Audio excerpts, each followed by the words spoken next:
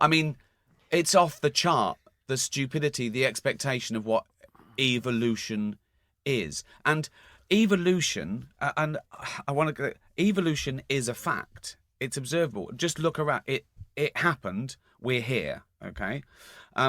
And the other thing, bugbear, that you can help us with. Sorry, before you do that, can I ask a question? Because I won't explain it as well. Is when you wrote that chapter about the idea of if you hold hands with the person, your mother, the mother, etc., then you have this rather beautiful way of explaining how you would then find the other from that point when you get all the way back to the common ancestor, the branching point, and creating a circle. Can you explain how? Yes.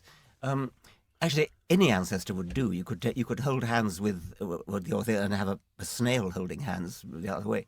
There has to have been a moment back in time when somebody gave birth to two children, one of which was destined to give rise to snails and one of which was destined to give rise to humans. Yeah. Plus, of course, all vertebrates. That is very counterintuitive, I suppose. I did it in the article you're talking about with just going back to the common ancestor with chimps. And there had to have been about 6 or 7 million years ago, there had to have been one female who gave birth to two babies. And one of them gave rise to our lineage and the other gave rise to the chimp lineage going down through forests. Ours went down through savannah.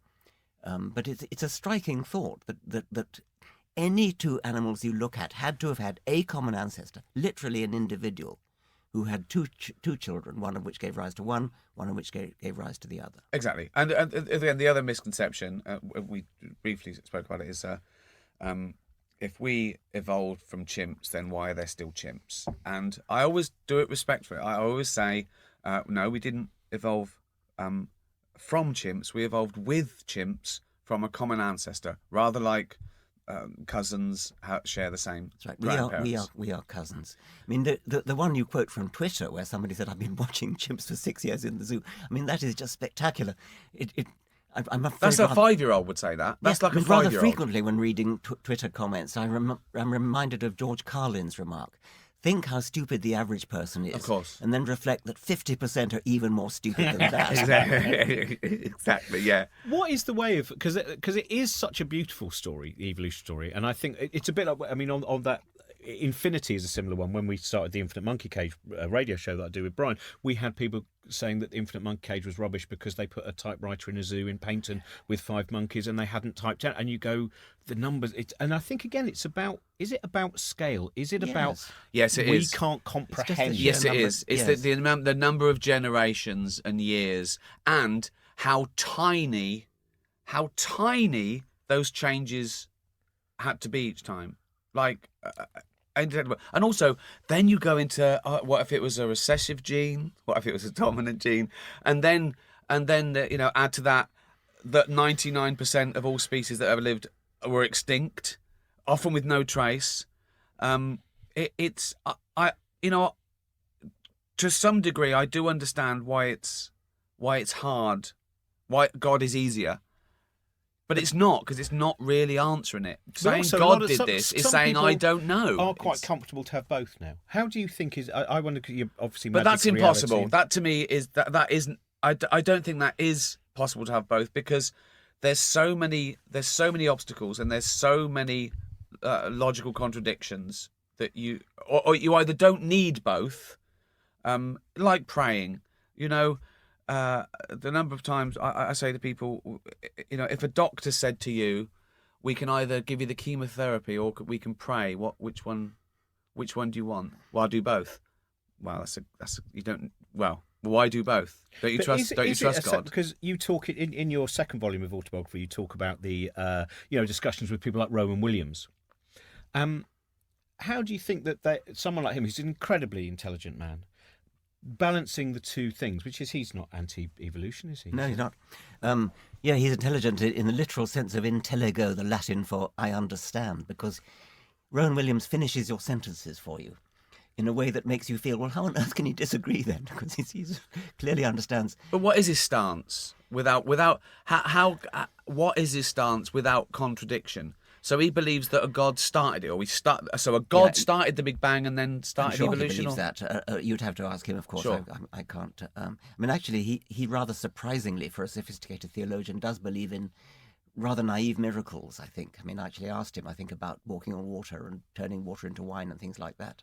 Well, you might as well, though, because I think if you believe in an all-powerful, all-knowing, all-loving being that can do anything, powerful, especially. Yeah, you and might. I think that's what they do. They say things like, "Well, the resurrection is non-negotiable. Well, I'm a Christian. I've got to believe in the resurrection. And once I've agreed to believe in the resurrection, then water into wine is child's play. Of course, but then we can go deep into the resurrection. So, what the Christian faith believes that God gave His only Son, which was Him.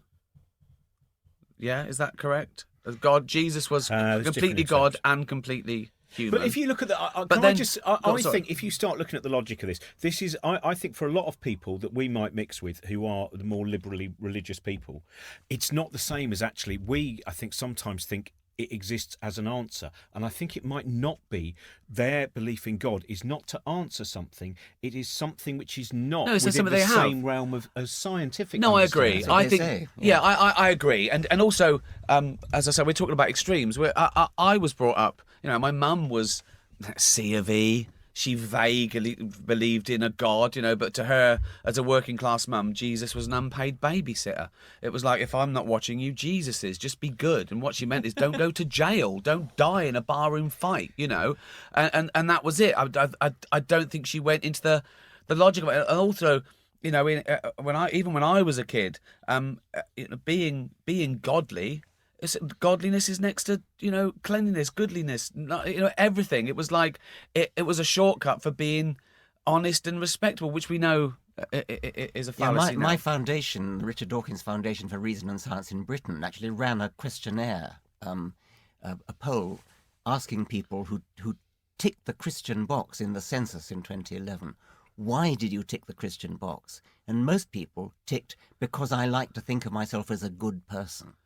That's what we're up against. Yeah. It's not that they actually believe anything. It's that they think the word Christian equals good. Yes, exactly. Because whatever the Old and New Testament was, if you take it as a metaphor, then Jesus was a good guy. I was a Christian.